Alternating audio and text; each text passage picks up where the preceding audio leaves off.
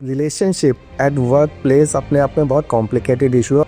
Business का चलाते हैं तो क्या हर एक कंपनी को एक ऐसा प्रोवाइडर रखना चाहिए जैसे वो एचआर को रखते हैं? क्या ऐसी कोई टीम होनी चाहिए? उनका असेसमेंट किया एम्प्लॉयज़ का तो हमें पता लगा अराउंड 65% एम्प्लॉयज़ को बैक पेन था। कॉर्पोरेट के अंदर में लोग एक दूसरे के सर के ऊपर पाँव रख के ना फिर ऊपर जाना चाहते हैं।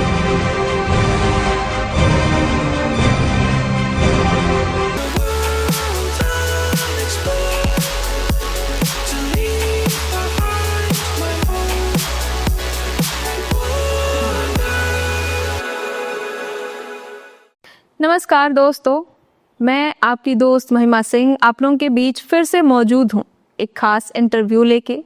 ये इंटरव्यू खास इसलिए है क्योंकि आज की दौड़ती भागती ज़िंदगी में मैक्सिमम लोग कॉरपोरेट सेक्टर में काम करते हैं, लेकिन इस सेक्टर में काम करते समय उन्हें वेलनेस का ध्यान नहीं रहता। इसलिए आज के हमारे स्पेशल मेहमान हैं सचिन गोयल सर, जो प्रोफेशनली फिजियोथेरेपिस्ट हैं। इसके साथ साथ मिनिस्ट्री ऑफ आयुष में एज अ कंसल्टेंट काम करते हैं। 3000 घंटे से ज़्यादा का ट्रेनिंग सेशन का इनका रिकॉर्ड है। इसके साथ साथ 32 से ज़्यादा कंट्रियों के पार्टिसिपेंट को इन्होंने ट्रेन किया है। तो सर, आपका बहुत बहुत स्वागत है हम लोग के शो में। Thank you so much. Sir, अपने बारे में पहले तो हमें कुछ बताइए और हमारे ऑडियंस को। मेरे बारे में तो आपने ही इतना सारा बता दिया, तो इसके अलावा ये है कि मैं फाउंडर हूँ अंतर्नाद वेलनेस सॉल्यूशंस का, अंतर्नाद हेल्थ सर्विसेज का। और ये जो हमारी कंपनी है, ये जितने भी कॉर्पोरेट वेलनेस होते हैं, हेल्थ इवेंट्स होते हैं, उनको ऑर्गेनाइज करती है।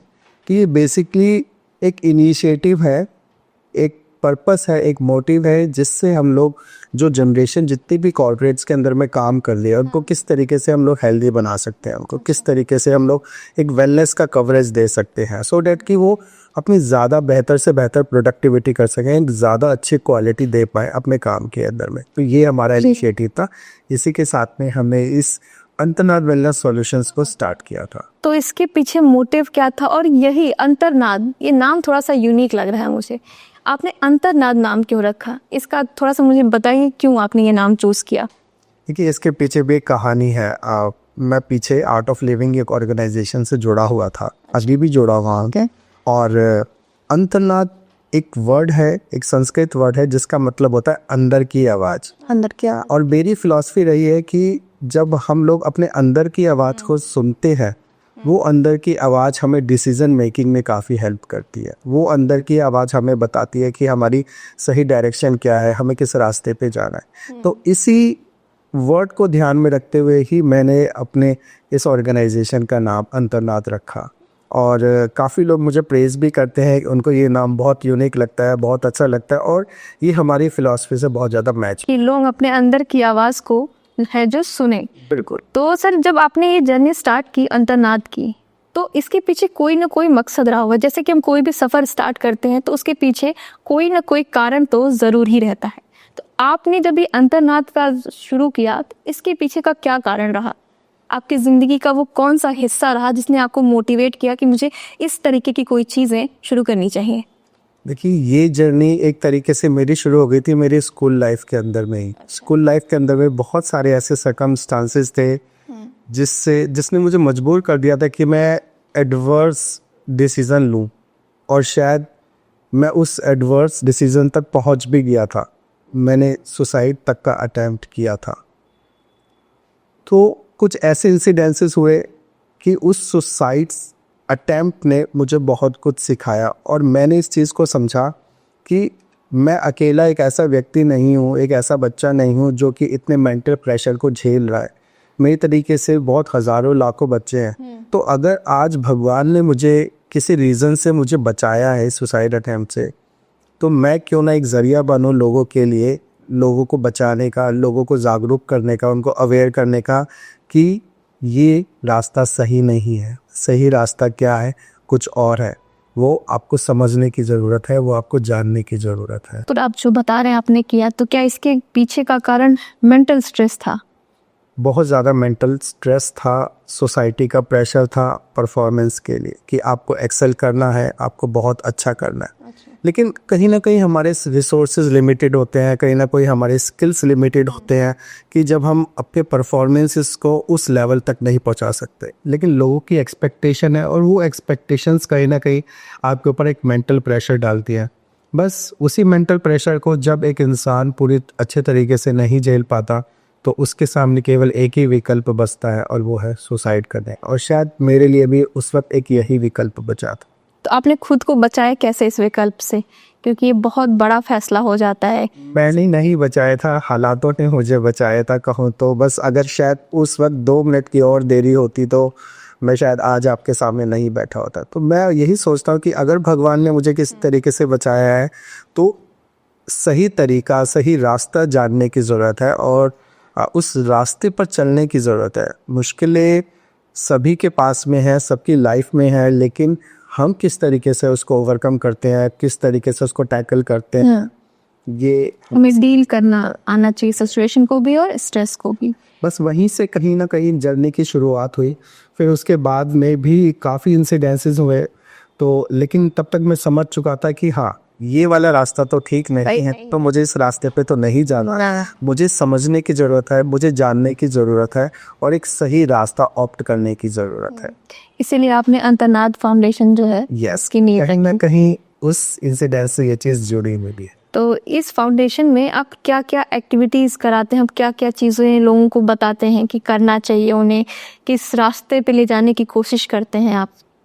इसको बताने से पहले मैं एक इंसिडेंस और शेयर करना चाहूँगा। 2009 में मैंने कॉर्पोरेट ज्वाइन किया था, ठीक है, क्योंकि हमारी फाइनेंशियल सिचुएशंस बहुत ज़्यादा अच्छी नहीं थी। तो मेरी मजबूरी थी कि मुझे एक कॉर्पोरेट सेक्टर को ज्वाइन करना पड़ा, ठीक है। हालांकि वो मेरा अच्छा डिसीज़न रहा, सबसे बेस्ट डिसीज़न रहा मैं कहूँगा, क्योंकि उस कॉर्पोरेट ने मुझे बहुत कुछ सिखाया। मैंने वहाँ पे लगभग 2.5 साल जॉब की, ठीक है, और उस 2.5 साल के जॉब पे मैंने पूरा कॉर्पोरेट कल्चर को समझा कि एम्प्लॉयज़ किस तरीके से काम करते हैं, किस तरीके का मेंटल प्रेशर होता है, सोशल लाइफ किस तरीके की होती है एम्प्लॉयज़ की, और जनरली एम्प्लॉयज़ के पास रिसोर्सेज कितने होते हैं, उन पर स्किल्स कितने होते हैं जिससे वो उस पूरे प्रेशर को मेंटेन कर सके, उनको झेल सके। तो कहीं ना कहीं वो भी एक एडिशनल फैक्टर था इस अंतर्नाद की जर्नी के अंदर में। वो जो 2.5 साल का एक्सपीरियंस था वो इस अंतर्नाद की जर्नी में मैंने पूरा अच्छे तरीके से निचोड़ लिया। मुझे काफ़ी हेल्प मिली। जब मैंने अंतर्नाद को शुरू किया तो मुझे एग्जैक्टली वो चीज़ें पता थी कि एक एम्प्लॉयज़ किन किन प्रॉब्लम से गुजरता है, किन किन परेशानियों का सामना करता है, not only in the mental terms but और ऐसे कंडीशन में उनकी सिचुएशन क्या, मेंटालिटी क्या रहती है, उस पर क्या प्रेशर पड़ता है, ये चीज़ें आप पहले से डील करते आए हैं। एग्जैक्टली मैंने डील किया तो मुझे पता है कि एम्प्लॉय क्या डील करता है। तो ऐसी चीज़ों से लोगों को निकालने में भी थोड़ी आसानी होती है जब आपके ऊपर खुद से गुजरता है ये। तो मेरा ये है कि एक पोस्चर एर्गोनॉमिक्स, आप इस फील्ड में भी काफ़ी ज़्यादा एक्टिव है। मैं आपके बारे में पढ़ रही थी तो मैंने देखा, आप इसके बारे में बताएं कि पोस्चर एर्गोनॉमिक्स एक्चुअली होता क्या है और ये कैसे लोगों के लिए वर्क करता है। जी देखिए, एर्गोनॉमिक्स कोई रॉकेट साइंस नहीं है। एर्गोनॉमिक्स एक सिंपल सा साइंस का एक कॉन्सेप्ट है जो कि आपको ये सिखाता है कि आपको अपनी जॉब को किस ढंग से करना है, किस सही तरीके से करना है, सो डैट कि आपको जो एक कॉमन प्रॉब्लम्स है कि बैक पेन होता है, नेक पेन होता है, शोल्डर पेन होता है, नी पेन्स होते हैं, ये प्रॉब्लम्स ना हो। आज जब हम अपने कॉर्पोरेट्स में जब भी हम फिजियोथेरेपी कंसल्टेशंस करते हैं, ठीक है, तो मैं देखता हूँ कि जो प्रॉब्लम्स, जो इश्यूज हम लोग अपनी बुक्स में पढ़ते थे कि भाई 50 ईयर्स के बाद में होती है, 60 ईयर्स के बाद में होती है, ये सारे इश्यूज आज हम 25 से 30 साल के एज में भी इतना कॉमन हो चुका है। तो मुझे लगता है अगर 25 साल की उम्र के अंदर में उनकी कमर का ये हाल है, उनकी गर्दन का ये हाल है, उनके घुटनों का ये हाल है, तो आने वाले और 50 साल में वो क्या करेंगे, उनका क्या होने वाला है। तो फिजियोथेरेपी का एक कॉन्सेप्ट है प्रिवेंशन। फिजियोथेरेपी केवल वहाँ नहीं है कि आपको चोट लगी, आपको कोई इशू आया तो आप क्लिनिक पे गए उसको ट्रीटमेंट कराने के लिए। फिजियोथेरेपी का सबसे मेन कॉन्सेप्ट है प्रिवेंशन, और एर्गोनॉमिक्स इसी प्रिवेंटिव कॉन्सेप्ट के अंदर में आता है। ये आपको सिखाता है कि सही भूल क्या है बैठने का, सही तरीका क्या है आपके जॉब करने का, आपके खड़े होने का, आपके लैपटॉप पे काम करने का, अपनी डेस्कटॉप पे काम करने का। अगर आप किसी फैक्ट्री में, किसी मैन्युफैक्चरिंग इंडस्ट्री के अंदर में काम करते हैं तो आपको अपनी मशीनरी के आगे कैसे खड़े होना है, उसको किस तरीके से ऑपरेट करना है, हर एक वो तरीका जिससे आप अपने पोस्चर को मेंटेन कर सकें। नंबर 2, हर एक वो तरीका जिससे आप वर्क स्टेशन के ऊपर में अपना सही तरीके का बिहेवियर अडॉप्ट कर सकें। बिहेवियर मतलब कि आप बीच बीच में कितना ब्रेक्स लेते हैं, ठीक है, आप कितनी एक्सरसाइजेज वगैरह करते हैं ये, और आप डाइट वगैरह को कितना फॉलो करते हैं। और तीसरा, आपका वर्क स्टेशन का डिज़ाइन किस तरीके का है, क्या आपकी बॉडी बिल्ड के हिसाब से, क्या आपके पोस्चर के हिसाब से आपका वर्क स्टेशन डिज़ाइन है या नहीं। तो ये 3 चीज़ें बेसिकली, आपका पोस्चर, आपका वर्क स्टेशन डिज़ाइन, आपका वर्क स्टेशन बिहेवियर, ये पूरा एर्गोनॉमिक्स के अंदर में आता है। अच्छा सर, कुछ एग्जांपल्स के जरिए आप समझा सकते हैं क्या ऑडियंस को कि जैसे कि अगर आप कंप्यूटर के सामने बैठ के काम कर रहे हैं तो कौन सा पोस्चर जो है उनके लिए सुटेबल होगा? हाँ, इससे पहले ये बड़ा इंटरेस्टिंग रहेगा कि आजकल लोग जनरली बैठते किस तरीके से है, ठीक है। आजकल आप देखोगे तो कंप्यूटर के आगे, लैपटॉप के आगे लोग इस तरीके से काम कर रहे हैं, मशीन रोबोट की तरह एकदम। बिल्कुल। वो सुबह बैठ जाते हैं 9 या 10 बजे और कंप्यूटर के आगे काम किए जा रहे हैं, 5 या 6 बजे तक काम कर रहे हैं। उन्होंने बिल्कुल भी ध्यान नहीं दिया कि इस दौरान उन्होंने जितना गलत पोस्चर अडॉप्ट किया, ठीक है, उस गलत पोस्चर की वजह से उनकी बैक पे, उनकी नेक के ऊपर में कितना इफेक्ट आया। जब प्रेशर पड़ता है। एग्जैक्टली, जब आप इस तरीके से काम कर रहे हैं तो आपका नेक का पोस्चर मेंटेन नहीं है। This is forward head posture. Forward head posture के अंदर में सबसे ज़्यादा प्रॉब्लम्स आती हैं अपर सर्वाइकल स्पाइन, तो वर्टिगो प्रॉब्लम, गिडीनेस प्रॉब्लम, ठीक है, उसके बाद हेडेक, उसके बाद ये आपका आइज के आसपास में सारा का सारा इससे रेडिएट होता है। विदिन 3 to 4 ईयर्स के अंदर में जितने भी लैपटॉप वर्कर्स होते हैं, अगर उनको ये फॉरवर्ड हेड पोस्चर है तो उनको सर्वाइकल स्पॉन्डिलाइटिस जैसे इश्यूज आएंगे ही आएंगे। ओके। हाँ, सेम ऐसी बैक के साथ में है।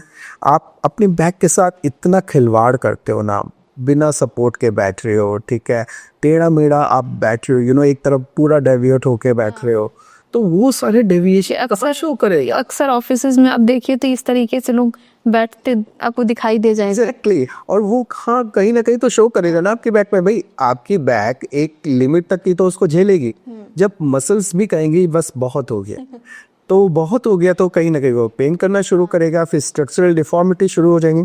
आजकल एक नया सिंड्रोम हमें देखने को मिला है कॉर्पोरेट्स के अंदर में, मेल पॉपुलेशन के अंदर में। हाँ।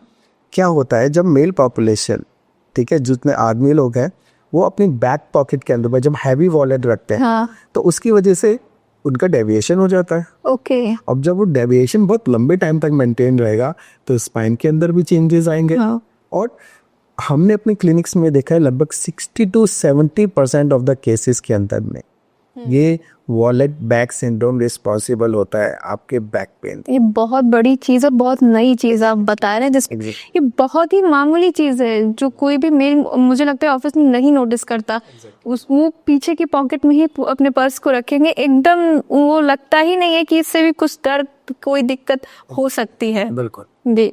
तो क्या ये कॉर्पोरेट वेलनेस के अंदर आता है हमारा ये पोस्चर एर्गोनॉमिक्स? बिल्कुल बिल्कुल। कॉर्पोरेट, देखिए कॉर्पोरेट वेलनेस की जब भी हम बात करते हैं ना, हम केवल एक डोमेन को टच नहीं करते। हाँ। हमारी बॉडी 4 डोमेन से मिलके बनी है, आपका फिजिकल, आपका मेंटल, आपका सोशल या इमोशनल कहें, और आपका स्पिरिचुअल। अगर आपको लिटरली वेलनेस को मैनेज करना है तो आपको इन चारों डोमेन्स पे काम करना पड़ेगा। एक सिंगल डोमेन पे आप वेलनेस को कभी भी कवरेज कर ही नहीं सकते। तो पोस्चर एर्गोनॉमिक्स कवर करता है आपके फिजिकल डोमेन को। ओके। मेंटल की अगर हम बात करें तो वहाँ पर आता है stress management. Okay. Stress management अपने आप में इतना इम्पॉर्टेंट टॉपिक है वेलनेस के अंदर में कि मैं अपने एक्सपीरियंस से आपको बताना चाहूँगा।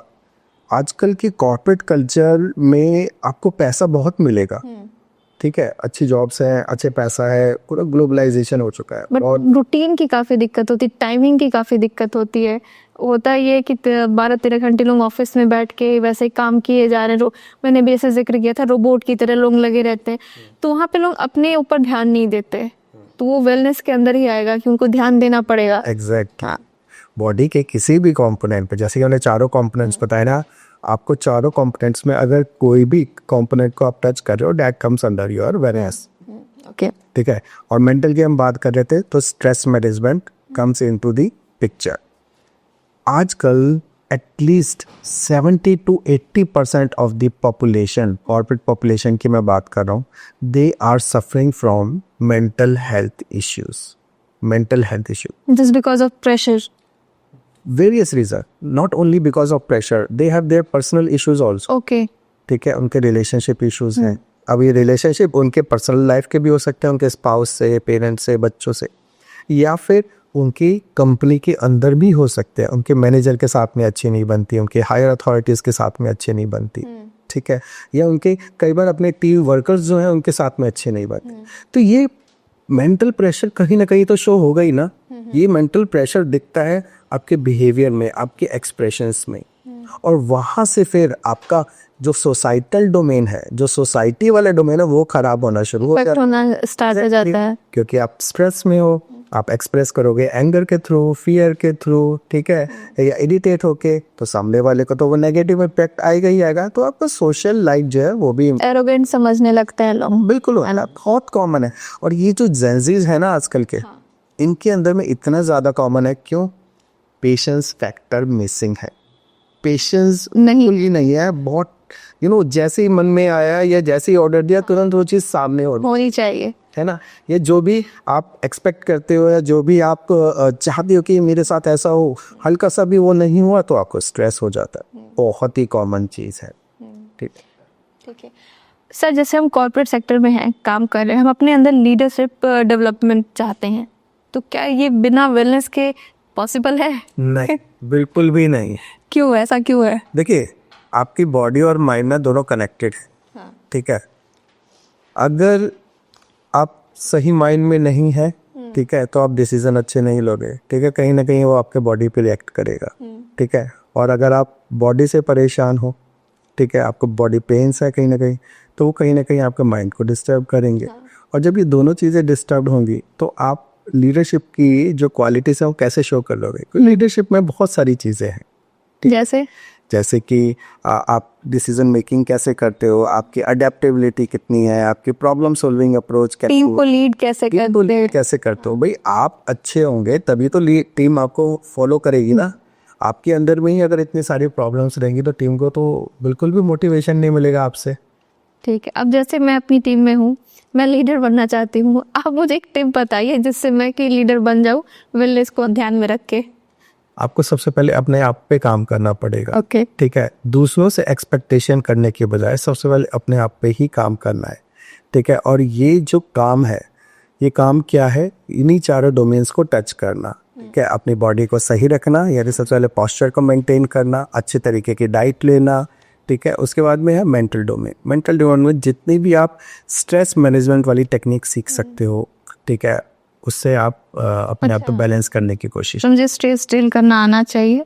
स्ट्रेस डील करना तो आना ही चाहिए। उसके बगैर तो आप ना ही तो कॉर्पोरेट वेलनेस को एक्सपेक्ट कर सकते हैं और ना ही लीडरशिप को एक्सपेक्ट कर सकते हैं। अच्छा, इसके साथ एक सवाल मेरा और भी है। जैसे कि कंपनियां हैं, कहती है कि हम अपने एम्प्लॉयज़ के लिए ये प्लान करते हैं, उनके वेलनेस के लिए ये प्लान करते हैं, लेकिन जब आप जाइए ज़मीन पर हकीकत कुछ और दिखती है। तो ऐसी कौन सी चीज़ें हैं जो कंपनियां गलत करती हैं कि वो वेलनेस में ये प्लान नहीं करती है, उससे कोई फ़ायदा नहीं दिखता जो उनकी कंपनी में काम करता है? महिमा जी, एक ब्लंट ट्रूथ मैं आपको यहाँ पे बताना चाहूँगा। बिल्कुल सर। वो ब्लंट ट्रूथ ये है कि आज भी कंपनीज में जितने वेलनेस के प्रोग्राम्स होते हैं वो जस्ट एक टिक बॉक्स पूरा करने के लिए है कि हाँ, ये एज एन HR या एज अ अथॉरिटी पर्सन मेरी एक फॉर्मेलिटी है, एम्प्लॉयज़ के लिए ये करना करा दे। जैसे हम ज्वाइन करने जा रहे हैं तो हमें बताया जाता है कि हमारी कंपनी आपको ये फैसिलिटी देगी, ये देगी, वो ये इवेंट करवाएगी, यहाँ टूर पे लेके जाइए। लेकिन जब आप जाते हैं तो आपको कुछ भी नहीं मिलता, इंक्रीमेंट भी मुश्किल से मिलता है। हाँ, कहीं ना कहीं बात सही है। अब आप ये देखिए ना, कंपनीज में योगा केवल योगा डे वाले दिन ही होता है। क्यों भी? बाकी के 364 दिन आपका क्या बॉडी को योगा की ज़रूरत नहीं ना? हाँ, केवल एक दिन की योगा से सब कुछ हो जाएगा। तो वेलनेस एक प्रोग्राम या एक इवेंट नहीं होना चाहिए। वेलनेस एक वेल बीइंग होना चाहिए, एक सेल्फ बीइंग होना चाहिए। तो ये एटमॉस्फेयर पे भी डिपेंड करता है कि पॉजिटिव आप एनवायरनमेंट रखिए पूरा का पूरा ऑफिस में, ये वेलनेस के अंदर आना आता है। तो क्या कंपनी को ये ध्यान में रखना चाहिए कि एटमॉस्फेयर जो है पॉजिटिव रखना है? Yes, it is one of the aspect of. Okay sir, एक स्टेटमेंट है, economic is not just posture, it's performance. ये क्या कहना चाहते हैं? Economics is not about only posture, it's performance. देखिए, मैं एक सिंपल से एग्जांपल देता हूँ। आप एक कंपनी के मालिक हैं, आपकी कंपनी में 500 लोग काम करते हैं, ठीक है। अब कुछ ऐसा होता है कि एक दिन आपकी कंपनी के उन 500 में से 200 लोग बीमार पड़ जाते हैं, ठीक है। या 200 लोगों को बैक पेन या नेक पेन जैसी कंडीशन एक साथ लगभग होने लग जाती है, जो कंपनी की वजह से ही है, माइट भी कह सकते हैं, ठीक है। तो अब आप ये सोचिए कि क्या उन 200 व्यक्तियों की वजह से आपकी प्रोडक्शन पे प्रॉब्लम नहीं आएगी? बिल्कुल आएगी, की क्वालिटी पे प्रॉब्लम नहीं आएगी? बिल्कुल आएगी, है ना। तो उस दिन जो प्रोडक्शन होनी थी, उस दौरान जो प्रोडक्शन होनी थी, क्या वो अच्छे से होगी? नहीं। तो ये अल्टीमेटली ये आपका पोस्चर नहीं है, आपकी परफॉर्मेंस है। जितना हेल्दी आप रहोगे उतने तो अच्छा परफॉर्म करोगे, उतने अच्छे डिसीजंस आप लोगे।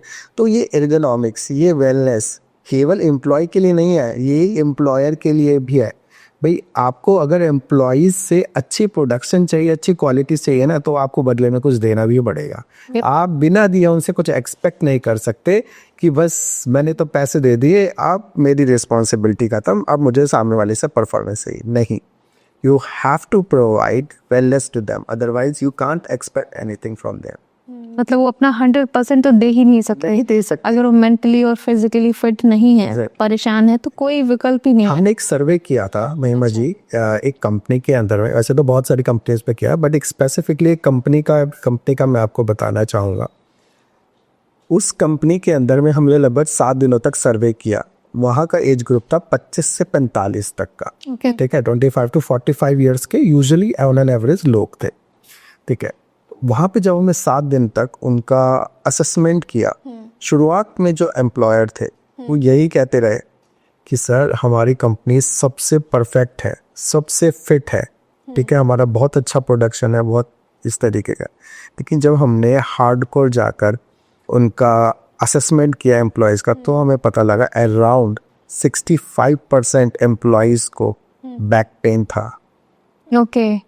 और अराउंड 50 और उन्हें ये चीज पता ही नहीं है, उनको नहीं पता कि किस कारण से हो रहा है। कि उनका क्या था कि अगर थोड़ा बहुत दर्द हो रहा है, ठीक है, कंपनी का मेडिकल रूम है, आप वहाँ पे चले जाइए, एक पेन किलर ले लीजिए और बाकी के 6-7 घंटे हम निकालिए। आपको मेडिकल तो प्रोवाइड करा ही रहे हैं। एग्जैक्टली। तो कंपनी की कुछ ऐसी पॉलिसी, तो लेकिन धीरे धीरे उनको ये समझ में आया कि ये शॉर्ट टर्म चीज़ नहीं है। अगर बैक पेन हो रहा है तो that means it could be a serious concern. और 65% ऑफ द पॉपुलेशन अगर वो बैक पेन से प्रॉब्लम हो रही है उनको, यानी बैक पेन से सफ़र कर रहे हैं, तो कहीं ना कुछ गड़बड़ है।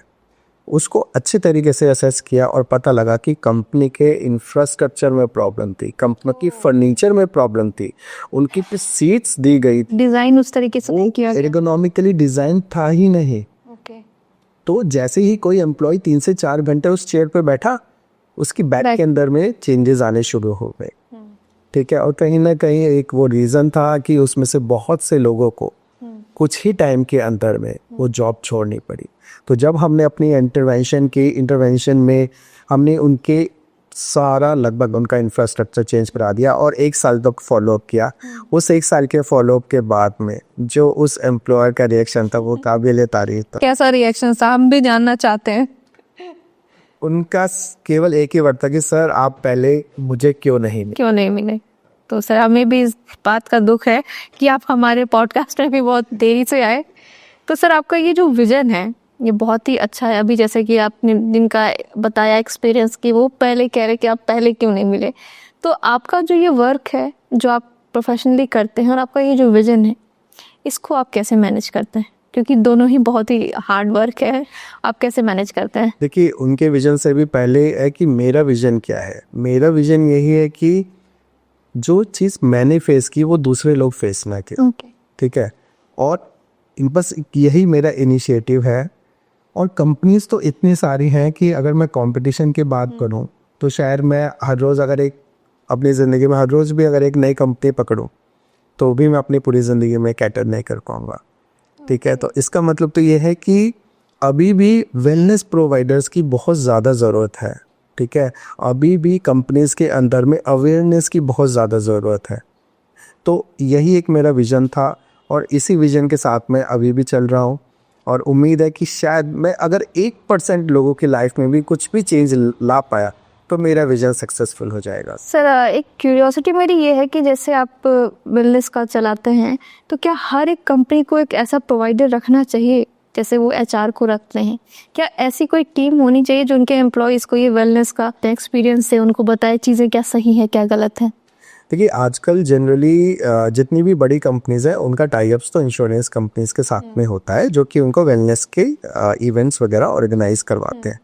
But most of the companies में अभी भी ये स्टिल लैकिंग है। या तो बजटिंग के इश्यूज आते हैं या फिर वहाँ की अथॉरिटीज़ खुद ही अवेयर नहीं है, उन्हें नहीं पता कि वेलनेस कितना ज़रूरी है एम्प्लॉयज़ के लिए। या एक थर्ड कैटेगरी और हमें रिकग्नाइज किया कि भाई हमें तो एम्प्लॉय की हेल्थ से कोई मतलब नहीं है, हमें अपनी प्रोडक्शन से मतलब है। अगर एक एम्प्लॉय को कुछ प्रॉब्लम हो भी गई, वो चला भी गया तो हम दूसरा बुला ले गए बहुत। हाँ, बहुत यहाँ पे एम्प्लॉयबिलिटी के इश्यूज बहुत है, तो किसी दूसरे को क्या ही जाएगा कि कोई ना कोई तो आराम से मिल जाएगा हमें, ऐसे ही माइंड सेट करवा। बट यस, मैं तारीफ करना चाहूँगा उन कंपनीज की जिनमें मैंने खुद सर्व भी किया और उनका विजन एम्प्लॉयज़ को लेके बहुत अच्छा था। इतनी एम्प्लॉय फ्रेंडली कंपनीज की जो छोटे से छोटे कंसर्न को बहुत अच्छे तरीके से एड्रेस करते हैं, उनको किसी भी तरीके से सॉल्व करने की कोशिश करते हैं। ओके तो सर ये जो आप वेलनेस स्टार्टअप का बता रहे हैं, आपको देख के तो मैं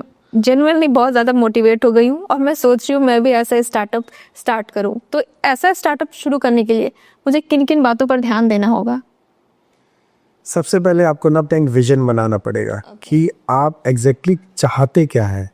ठीक है, देखिए विजन ठीक है आपका बहुत अच्छा है कि आप दूसरों की हेल्प करना चाहते हैं, दूसरों को फिट रखना चाहते हैं। ठीक है, मार्केट में बहुत सारे वेलनेस प्रोवाइडर हैं। ठीक है, कंपटीशन के बीच में कभी मत घुसिएगा। ठीक है, जैसे कि मैंने कहा कि बहुत सारी कंपनीज हैं, इतने सारे एम्प्लॉयज़ हैं, इतनी सारे प्रॉब्लम्स हैं, इतने सारे इश्यूज हैं कि जितने अभी वेलनेस प्रोवाइडर हैं ये इतने सफिशिएंट नहीं है कि सारी कंपनीज को, सारे एम्प्लॉयज़ को, सारे इश्यूज को सर्व कर सकें।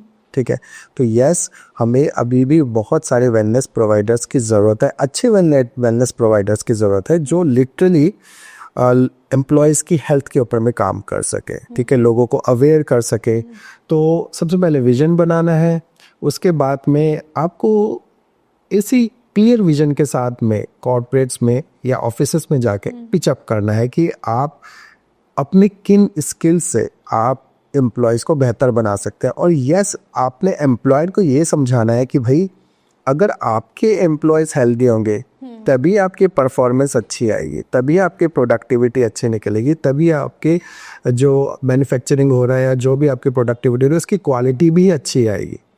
तो ये ग्रोथ अच्छा हो। हाँ, डायरेक्टली प्रोपोर्शनल है ये तो कि एम्प्लॉयज़ की हेल्थ जितनी अच्छी उतनी ही अच्छी उस एम्प्लॉयर की भी प्रोडक्टिविटी और क्वालिटी।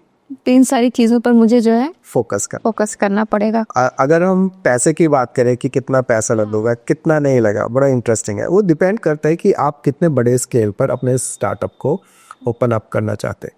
तो बड़ी कंपनी से भी स्टार्ट कर सकते हैं, छोटी कंपनी से भी स्टार्ट कर सकते हैं।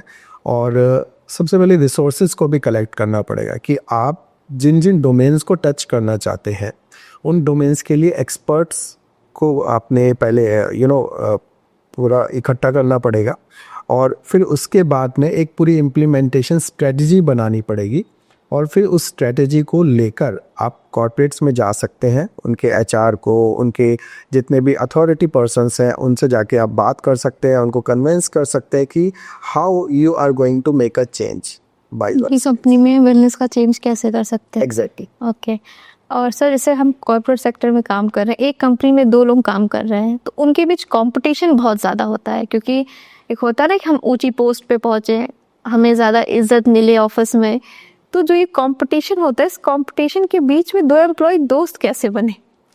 ये रिलेशनशिप एट वर्क प्लेस अपने आप में बहुत कॉम्प्लिकेटेड इशू है और उसको मैंने फील किया था जब मैं खुद कॉर्पोरेट में था। देखिए, ये एक ना कड़वा सच है कि कॉर्पोरेट के अंदर में लोग एक दूसरे के सर के ऊपर पाँव रख के ना फिर ऊपर जाना चाहते हैं, रादर देन कि अपने स्किल्स को इतना ज़्यादा स्ट्रॉन्ग करें या अपने अंदर के कॉम्पिटेंसी को इतना ज़्यादा एक्सेल करें। ठीक है, ये प्रॉब्लम है थोड़ा सा, और ये प्रॉब्लम आती है जब हमारे अंदर पेशेंस नहीं है।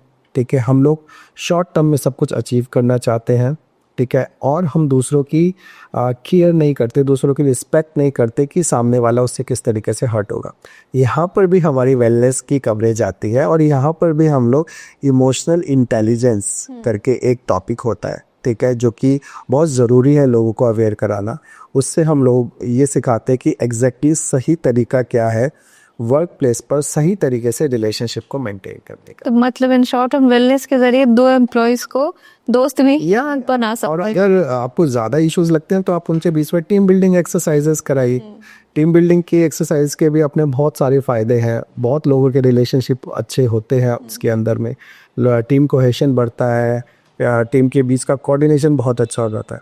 It works. ओके, अब जैसे मैं बीए स्टार्टअप शुरू करने का सोच रही हूँ, मेरे पास ज़्यादा बैकअप नहीं है, तो मैं चाहती हूँ कि मेरे साथ कोई जो है को फाउंडर की तरह काम करे। तो मैं कैसे पहचानूं किसी इंसान को कि ये को फाउंडर के तौर पे मेरे साथ खड़ा रहेगा? को फाउंडर किसी भी कंपनी के लिए तभी अच्छा होता है जब आपका विजन और उसका विजन सेम लेवल पर होता है, सेम प्लेटफॉर्म पर है, सेम उसकी फ्रीक्वेंसी और इंटेंसिटी है। अगर ये दोनों चीज़ें सेम है तो को फाउंडर कभी भी आपको दिक्कत नहीं करेगा। ठीक है, यस, हर एक इंडिविजुअल की अपनी पर्सनैलिटी है। ठीक है, उसकी अपनी लाइक्स डिसलाइक्स हैं, उसका काम करने का तरीका अलग है, वहाँ पे क्लैशेस हो सकते हैं। लेकिन अगर आप लोगों का विजन एक ही है तो फिर डेस्टिनेशन पे आप लोग पहुँचेंगे ही पहुँचेंगे, और हाथ में हाथ रख कर ही पहुँचेंगे। क्या बात है। और जैसे हमारा जो ये पॉडकास्ट हो रहा है, जो ऑडियंस हमें सुन रही है, अगर उस ऑडियंस में कोई एचआर है या फिर कोई सीईओ है, तो वेलनेस को कहाँ से शुरू करें, कहाँ से शुरू करें? एचआर और अथॉरिटी पर्सन्स को मैं यही कहना चाहूँगा कि वेलनेस को एक इवेंट की तरह मत लो। वेलनेस को एक जस्ट एक टिक बॉक्स टिक करना है बस, उसके लिए मत लो। वेलनेस को आप अपनी एम्प्लॉयज़ की या अपनी ऑर्गेनाइजेशन की प्रोडक्टिविटी और क्वालिटी से उसको लेकर लिंक करो, तब आपको समझ में आएगा कि एग्जैक्टली ये वेलनेस एम्प्लॉयज़ के लिए भी कितनी ज़रूरी है और ऑर्गेनाइजेशंस के लिए भी कितनी ज़रूरी है। तो सर, मेरा अगला सवाल तो ये है कि जैसे कोई भी अगर हमारा पॉडकास्ट सुन रहा है, तो डेली रूटीन में ऐसी कौन सी एक एक्टिविटी रखे जिससे कि उसकी हेल्थ, उसका लीडरशिप माइंडसेट इम्प्रूव होता रहे। डेली के रूटीन की बात कर रही हूँ सर मैं, कोई एक रूटीन बताइए। डिसिप्लिन डिसिप्लिन लाना लाइफ में बहुत ज़रूरी है। अगर डिसिप्लिन की कमी है तो आप किसी भी तरीके का रूटीन रख लीजिए, वो शॉर्ट टाइम ही रहेगा। ठीक है, मान लीजिए आपने योगा डे पे योगा स्टार्ट किया और एक रेजोल्यूशन लिया कि मैं एटलीस्ट 40 डेज तो मैं योगा करूँगी ही करूँगी। ठीक है, लेकिन बीच में कुछ ऐसा होता है, मान लीजिए घर पे गेस्ट आ गए या फिर कहीं आउट ऑफ स्टेशन आपको जाना पड़ा, बीच में 2 या 3 दिन छूट गया, तो वो जो बीच में 2-3 दिन छूटा है वो बहुत आपको मजबूर करेगा कि यार छोड़ो ना, क्या होता है योगा करने से, कुछ नहीं होता, कुछ इम्प्रूवमेंट तो दिख नहीं रही है। एग्जैक्टली। तो वहाँ आपकी परसेवरेंस काम आएगी, वहाँ पर आपकी आप माइंड से कितना स्ट्रांग हो वो पेशेंस काम आएगा। एग्जैक्टली। ओके, तो जैसे सर टेक्नोलॉजी बहुत ज़्यादा एडवांस हो गया है, तो हम लोग जो ये वेलनेस की स्कीम चलाते हैं, तो कई कंपनियां ऐसा करती हैं अब आर्टिफिशियल जो है इंटेलिजेंस का इस्तेमाल करते हैं। इसका कितना प्रभाव पड़ता है वेलनेस पे? आर्टिफिशियल इंटेलिजेंस तो वेलनेस को कॉम्प्लीमेंट करता है। ओके। क्योंकि अब जितनी भी टेक्नोलॉजी एडवांस होती जा रही है, ये वेलनेस को भी एडवांस कर रही है। अभी मैं रिसेंटली आपको एग्जांपल बताऊं तो अब हमने कॉर्पोरेट्स के अंदर में AI बेस्ड असेसमेंट्स करने शुरू कर दिए हैं। अच्छा। हाँ। और इसमें होता क्या है? AI बेस्ड नेक असेसमेंट है, AI बेस्ड बैक असेसमेंट है। वो इतना क्लियर है, वो आपको तुरंत बता देता है कि आपकी नेक के अंदर में या आपके बैक के अंदर में क्या प्रॉब्लम्स चल रहे हैं। ठीक है, पोस्चर असेसमेंट आपका आर्टिफिशियल इंटेलिजेंस से होने लग गया है। ठीक है, फुट एनालिसिस आपका होने लग गया है, ये भी है। और इसके अलावा अब AI जो है मेंटल हेल्थ के अंदर में भी एंटर कर चुका है। अच्छा। ठीक है, तो वो आपसे कुछ क्वेश्चंस पूछेगा, ठीक है, और तुरंत आपको बता देगा कि आपके ऊपर मेंटल लोड कितना ज़्यादा है। अच्छा, मतलब पूछते ही ये क्लियर कर देंगे कि आप कितने मेंटल प्रेशर में हैं। आपसे कुछ स्पेसिफिक क्वेश्चंस पूछेगा और जैसे ही जो भी आप आंसर दोगे उसी के हिसाब से वो उन आगे वाले क्वेश्चंस को मोल्ड करता रहेगा, ठीक है। और कुछ क्वेश्चंस के बाद में, लाइक 15 से 20 क्वेश्चंस के बाद में वो उसका पूरा एनालिसिस आपको निकाल के दे देगा कि आप अभी कितने मेंटल स्ट्रेस में हो, आपके ऊपर में कितना ज़्यादा मेंटल लोड है, और आपसे रिलेटेड आपको उसकी रेमेडीज भी बता देगा। तो आजकल तो artificial intelligence is a boom, ठीक है। ये तो बहुत रिवोल्यूशनरी टेक्निक्स है, टेक्नोलॉजी है जो कि वेलनेस को बूस्ट कर रही हैं, और इससे हमें ये फ़ायदा हुआ है कि हमारी असेसमेंट्स बहुत अच्छी हो गई हैं, बहुत क्विक हो गई हैं, और उनकी रेमेडीज़ की ज़्यादा बेहतर आउटपुट है जो अब हमें मिलते हैं। तो लेकिन सर एक सवाल ये भी उठता है ना कि जैसे कि हम ह्यूमन से जो है बहुत जल्दी रिलेट कर लेते हैं, आर्टिफिशियल इंटेलिजेंस से उतना ही ज़्यादा रिलेट कर पाते हैं ह्यूमन जो इस वेलनेस कॉन्सेप्ट में एंटर करते हैं? क्या वो एआई से रिलेट कर पाते हैं उतना ही? करते हैं, लोग करते हैं, और हमें इसमें अच्छा रिस्पांस देखने को मिला है। हमें कभी भी ऐसा नहीं लगा कि एम्प्लॉयज़ इसको एक्सेप्ट नहीं कर रहे या उनके अंदर में हेजिटेशन है, वो रिलेक्टेंट है, बल्कि एआई को ज़्यादा बेहतर मानते हैं।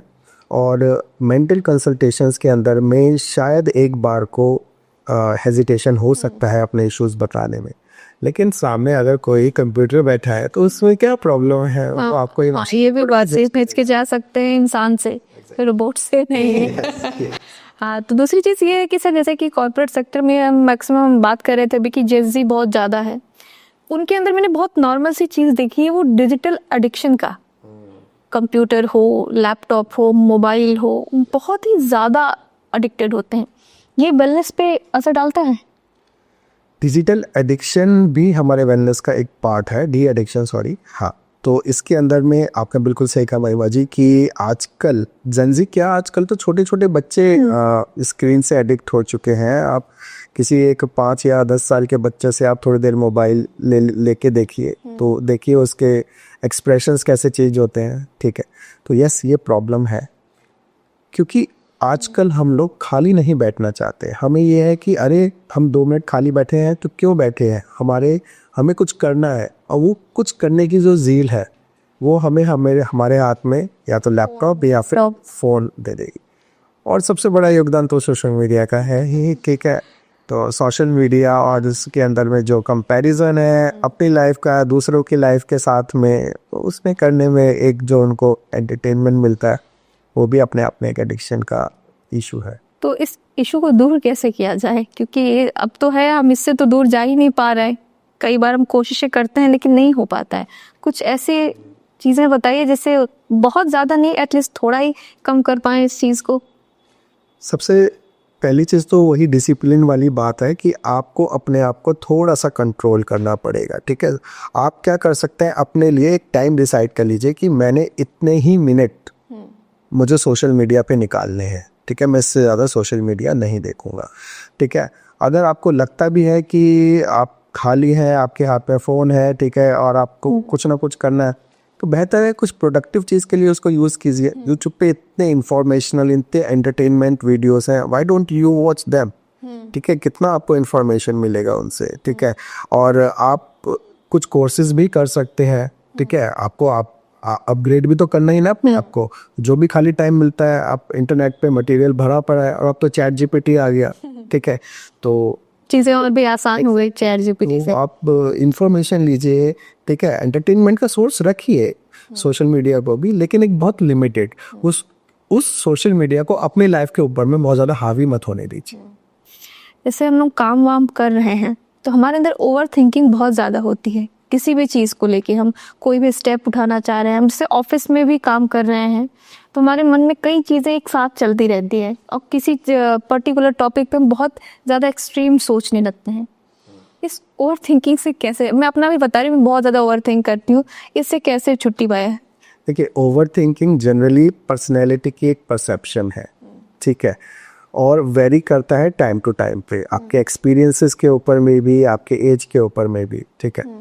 आपने देखा होगा एक छोटा बच्चा ना अपनी धुन में मस्त रहता है, उसको कोई फर्क नहीं पड़ता कि दूसरे लोग उसको देख रहे हैं तो क्या कर रहे हैं, जजमेंटल नहीं होता वो, ठीक है। लेकिन जैसे जैसे हम लोग बड़े होते जाते हैं ना, हमारी लाइफ के एक्सपीरियंसेस जो है हमको ये सिखाते हैं कि दूसरों को जज करना या कई बार अपने आप को ही जज करना, ठीक है। तो कहीं ना कहीं एक वो भी कारण है ओवर थिंकिंग का, कि अपने आप को कंपटीशन में सबसे आगे रखना, कैसे हम रखें कैसे नहीं रखें, ठीक है, दूसरों से बेहतर बनना, ठीक है। तो ये सारी चीज़ें ओवर थिंकिंग के लिए कहीं ना कहीं रिस्पॉन्सिबल है। फिर पेशेंस भी एक फैक्टर है। पेशेंस कम है लोगों के अंदर में आज, ठीक है, क्योंकि जैसे जैसे टेक्नोलॉजी एडवांस होती जा रही है वैसे वैसे लोगों के माइंड के अंदर का जो पेशेंस है वो भी धीरे धीरे कम होता जा रहा है, क्योंकि चीज़ें बहुत क्विक में मिल जा रही हैं। तो उन्हें बहुत ज़्यादा सोचने की ज़रूरत नहीं पड़ रही, बहुत ज़्यादा टाइम नहीं लग रहा है।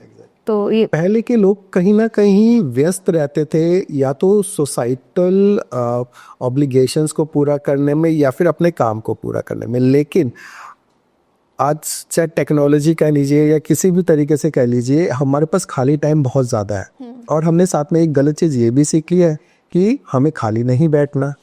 तो क्या करना, खाली टाइम बहुत है लेकिन खाली बैठना नहीं है।